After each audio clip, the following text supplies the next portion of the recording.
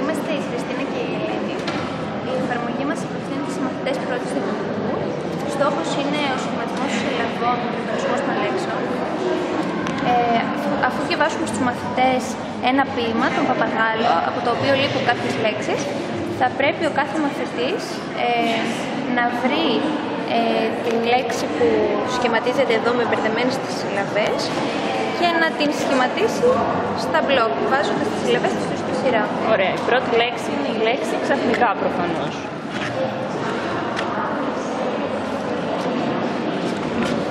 Βρίσκουμε και τη δεύτερη συλλαβή. Ωραία. Κάνουμε τη γύρωση. Πατάμε με τη σειρά τις συλλαβές και στη συνέχεια τονίζουμε και σωστά πατώντας το τρίτο καρότο. Η επόμενη λέξη είναι η λέξη σοφός. Βρίσκουμε τις συλλαβές.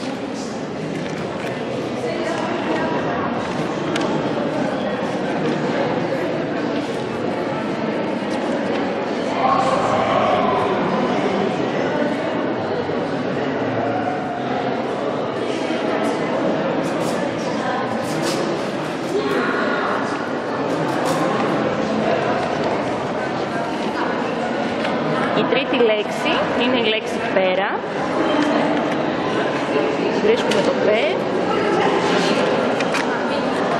Στο δεύτερο μπλοκ της συλλαβή ρα.